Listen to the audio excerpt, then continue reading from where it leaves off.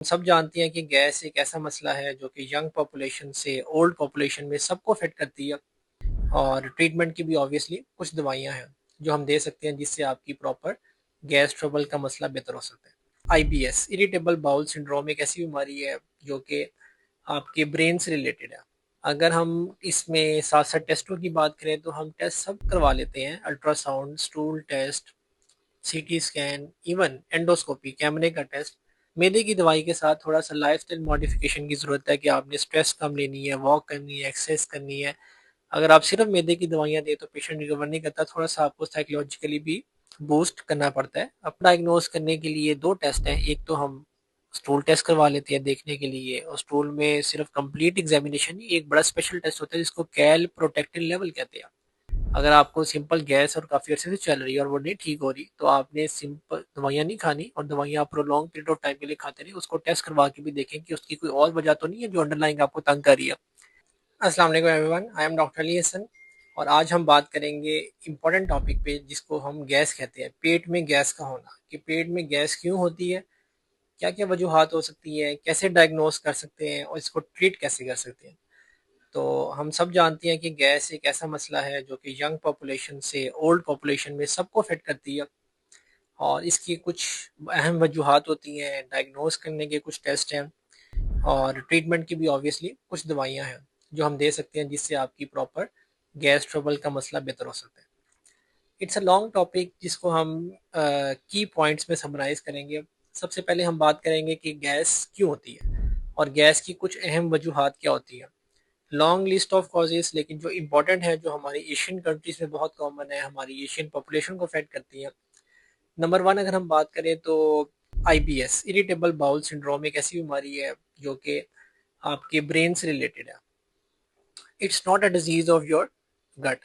इसमें आपकी सेंसिटिव तबीयत होती है, आप जल्दी घबरा जाते हैं, परेशान हो जाते हैं। एनजाइटी, स्ट्रेस, डिप्रेशन का एक मेन फैक्टर है जो कि आईबीएस को एग्रीवेट करते हैं।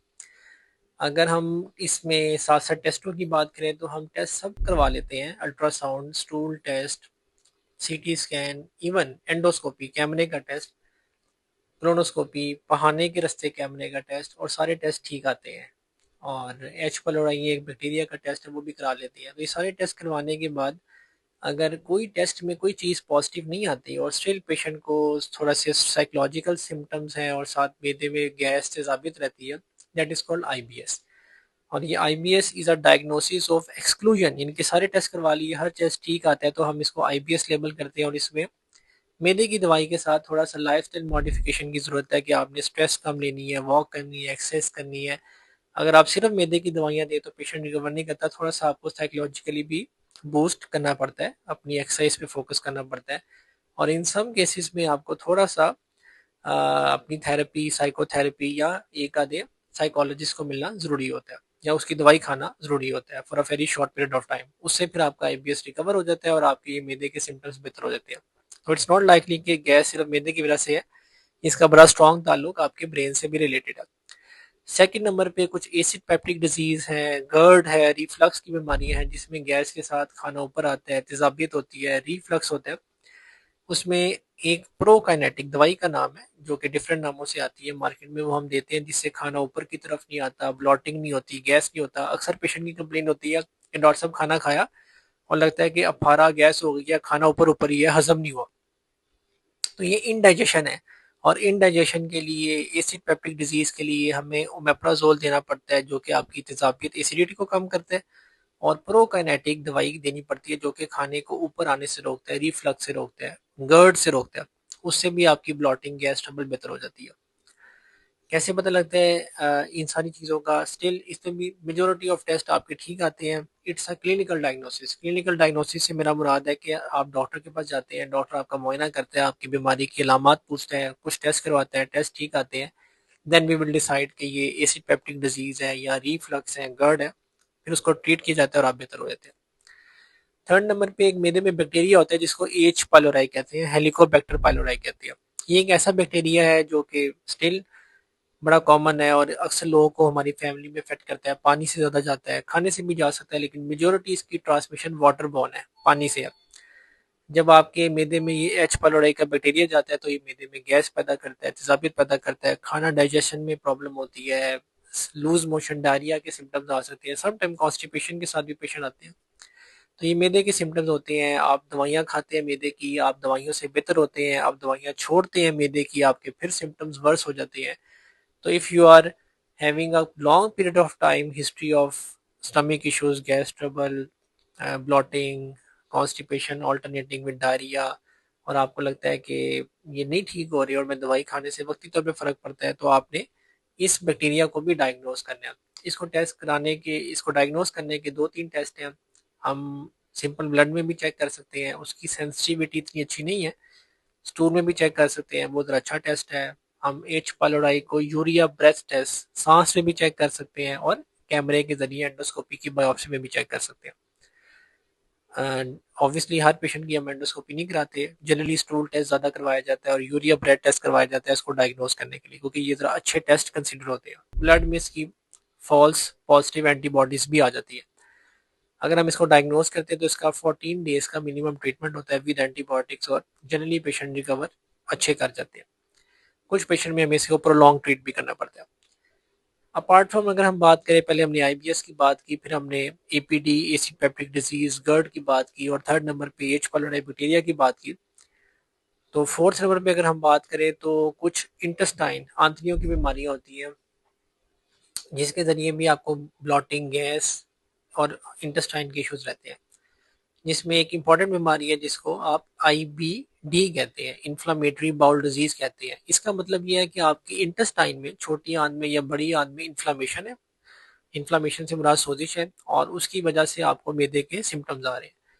अब अगर आपको इन्फ्लामेशन है तो वो अल्ट्रासाउंड में कभी डायग्नोज नहीं होगी। रिमेंबर कि आप अल्ट्रासाउंड करवाते हैं और आप कहते हैं जी अल्ट्रासाउंड ठीक है, और अल्ट्रासाउंड अगर ठीक है पेट का तो मेरा मैदा बिल्कुल ठीक है। Ultrasound is not a modality to diagnose कि आपका मैदा बिल्कुल ठीक है। अगर आप कभी अल्ट्रासाउंड की रिपोर्ट देखें तो उसमें स्टमक का वर्ड, इंटेस्टाइन का वर्ड, छोटी आंत, बड़ी आंत, मैदा कहीं पे यूज नहीं किया होता। अल्ट्रासाउंड में आपको लिवर नजर आता है, गॉल ब्लैडर नजर आता है, किडनीज नजर आती है, आपका ब्लैडर नजर आता है, पैंक्रियाज नजर आता है। Ultrasound is not a modality जो कि आपको मैदा, छोटी आंत, बड़ी आंत को बड़े अच्छे तरीके से देख लिया। कुछ चीजें अल्ट्रासाउंड में पिक हो जाती है, लेकिन मेजोरिटी अल्ट्रासाउंड पेट को देखने के लिए नहीं होता। उसके लिए हम बाकी टेस्ट करवाते हैं। तो अगर आपको मैदे के सिम्टम्स हैं और आपका अल्ट्रासाउंड ठीक है तो फिर भी आपको ये आईबीडी, इन्फ्लेमेटरी बाउल डिजीज, जो इन्फ्लेमेशन है छोटी आंत, बड़ी आंत की, वो हो सकती है। उसकी अलामत क्या होती है? अक्सर लोगों को रिकरेंट एपिसोड ऑफ डायरिया रहता है, लूज मोशन आते हैं, म्यूकस लेस रेशा आता है, कभी कभी आपको पहाने में ब्लड आ जाता है। और अक्सर हम पेशेंट से पूछते हैं तो वो कहते हैं डॉक्टर साहब बड़े अच्छे से बवासीर है, उसी वजह से ब्लड आता है, जो कि बवासीर का ब्लड नहीं होता, वो इन्फ्लेमेशन का ब्लड होता है जो आपके ऊपर से इंटेस्टाइन से आ रहा है।